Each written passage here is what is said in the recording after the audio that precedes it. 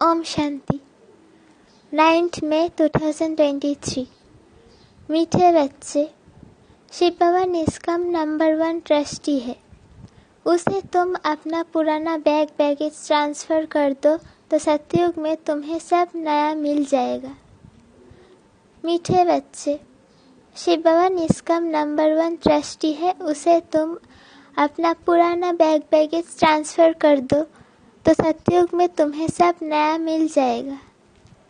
प्रश्न: बाप को किन बच्चों की हर प्रकार से संभाल करनी पड़ती है? उत्तर: जो निश्चय बुद्धि बन अपना पूरा समाचार बाप को देते हैं, बाप से हर कदम पर डायरेक्शन लेते हैं, ऐसे बच्चों को बाप को बहुत ख्याल रहता है। बाबा कहते, मीठे बच्चे, कभी भी श्रीमत में संशय नहीं आना चाहिए। संशय में आया तो माया बहुत नुकसान कर देगी, तुम्हें लायक बनने नहीं देगी। गीत दर पर आए हैं कसम ले। ओम शांति। मीठे मीठे सिकिलधे बच्चों ने गीत सुना। बच्चे उनको कहा जाता है जो बाप के बनते हैं। बाप ने समझाया है ये अंतिम मर्जी व जन्म जीते जी बाप का बनना है। यह तो बच्चे जानते हैं। श्रीमद् गाई हुई है, श्रीमद् भगवानुवाच। उस गीता में श्री कृष्ण का नाम डाल दिया है, परंतु पहले शिव बाबा, फिर ब्रह्मा, फिर श्री कृष्ण। तो श्रीमद् श्री कृष्ण की नहीं कहेंगे, वो दैवी गुणों से संपन्न है। किसी भी देहधारी मनुष्य को पतित पावन नहीं कहा जाता। पतितों को पावन बनाने वाला एक ही बाप है, जिसकी श्रीमत पर तुम चल रहे हो। निराकार परमात्मा सभी धर्म वालों का पिता है। श्री कृष्ण को सभी नहीं मानेंगे। क्रिश्चियन क्राइस्ट को फादर मानते हैं, ना कि श्री कृष्ण को, क्योंकि क्रिश्चियन है क्राइस्ट की मुख वंशावली। शिव बाबा आकर तुमको अपना बनाते हैं। कहते हैं सिर हथेली पर रखकर बाप का बने हैं, उनके डायरेक्शन पर चलने के लिए। बच्चों को उन्हें मत देने की दरकार नहीं है, वो खुद मत देने वाला है। ऐसे नहीं, ये क्यों कहते? नहीं, ये तो सब बच्चे हैं। शिव बाबा नामीग्रामी है।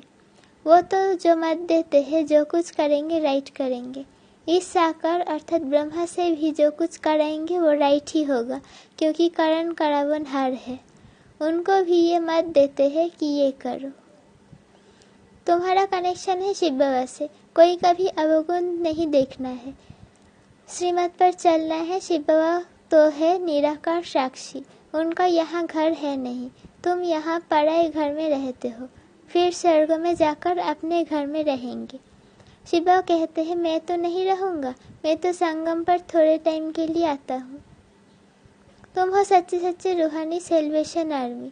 सुप्रीम बाप डायरेक्शन दे रहे हैं हुबहू कल्प पहले मुआफिक। कल्प पहले जो डायरेक्शन दिए होंगे वही देंगे। दिन रात गुह्य बातें सुनाते रहते हैं, नया कोई समझ न सके। कराची से लेकर मुरली चलती आई है। पहले बाबा मुरली नहीं चलाते थे, रात 2 बजे उठकर 10 से 15 पेज लिखते थे। शिव बाबा लिखवाते थे, फिर उसकी कॉपियाँ निकलते थे। भक्ति मार्ग के तो बड़े बड़े किताब बनाए जाते हैं, वो फिर रखते हैं। तुम कितना रखेंगे, क्योंकि जानते हैं ये सब विनाश होना है। चित्र आदि भी थोड़े समय के लिए है, फिर ये दब जाएंगे। वहाँ न शास्त्र न चित्र रहेंगे। फिर ये जो कुछ चल रहा है कल्प बाद फिर होगा। शास्त्र आदि दापर से शुरू होंगे, जिनके लिए बाप समझाते हैं। इनसे परम धाम का रास्ता नहीं मिलता है। ग्रंथ पहले बहुत छोटा था, दिन प्रतिदिन बड़ा बनाते जाते हैं। वास्तव में शिव बाबा की जीवन कहानी बड़ी बनानी चाहिए। तुम बच्चे बाप की जीवन कहानी जानते हो। बाप समझाते हैं मैं भक्ति मार्ग में क्या क्या करता हूँ। भक्ति मार्ग में भी इंश्योरेंस करता हूँ। ईश्वर अर्थ मनुष्य दान करते हैं। कहते हैं ना, इसने ईश्वर अर्थ किया है तब साहूकार घर में जन्म लिया है। भक्ति में धर्मात्मा बहुत होते हैं। बाबा कहते हैं मैं बच्चों को दूसरे जन्म में इसका अल्पकाल के लिए फल देता आया हूँ। अच्छा व बुरा फल मिलता है ना, कितना बड़ा इंश्योरेंस हुआ। जो जैसे कर्म करते हैं उस अनुसार फल मिलता है। माया उल्टा कर्म कराती है जिससे तुम दुख पाते हो। अब मैं तुमको ऐसा कर्म सिखलाऊंगा सिखलाता हूँ जो कभी दुख नहीं होगा और वहाँ माया भी नहीं होती, तो जो जितना अपने को इंश्योर करे। शिव बाबा भी नंबर 1 ट्रस्टी है। दूसरे की आसक्ति जाती है। कोई ट्रस्टी किसका खाना खराब भी कर देता है। बाबा देखो कैसा ट्रस्टी है, कहते हैं ये सब कुछ बच्चों के लिए है। तुम्हारा सारा कनेक्शन शिव बाबा से है। बाप कहते हैं मैं सच्चा ट्रस्टी हूँ, मैं खुद सुख नहीं लेता हूँ, बच्चों को सारी राजधानी दे देता हूँ। ये बाबा भी कहते हैं मैंने फुल इंश्योर कर लिया है, तन मन धन सब बाबा की सर्विस में है। सिंधी में एक कहावत है, हाथ जिसका हियंग पहला पुर सो पहुँचे, अर्थात दाता समान हाथ है तो वो पहला नंबर पहुँच जाते हैं। 2 मुट्ठी देते हैं तो महल मिलते हैं। देखो अभी मकान बना है, कोई ने 1 रुपया भेजा, हमारी ईंट लगा दो। अरे तुमको सबसे अच्छा महल मिलेगा क्योंकि तुम गरीब हो, मैं हूँ ही गरीब निवाज। गरीब का 1 रुपया, साहूकार का 10,000, दोनों को एक ही मर्तबा मिल जाता है। साहूकार बहुत मुश्किल आते हैं, कन्याएं सबसे फ्री है।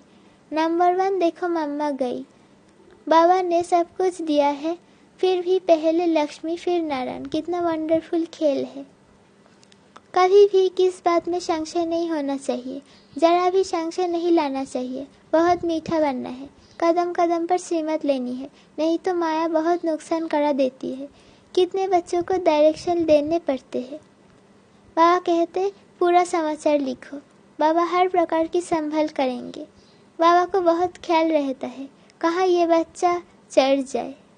पढ़ाई पर पूरा ध्यान देना चाहिए। तो most beloved God fatherly student हो। भगवानुवाद भी गाया हुआ है, परंतु श्री कृष्ण का नाम डाल दिया है। श्री कृष्ण भी सब मनुष्यों से ऊंचा ठहरा। फर्स्ट नंबर श्री कृष्ण का नाम देते हैं, नारायण को क्यों नहीं। श्री कृष्ण है छोटा शतप्रधान, फिर युवा वृद्ध अवस्था होती है, बालक ब्रह्म ज्ञानी समान कहते हैं। बच्चे से पाप नहीं होता है। श्री कृष्ण का भी जन्मदिन मनाते हैं। श्री कृष्ण को दापुर में ले गए हैं, ये सब बाप ही समझाते हैं। इस समय तुम ब्राह्मण हो उत्तम, तुम हो ईश्वरीय संतान। सतयुग में ईश्वरीय संतान नहीं कहलाएंगे।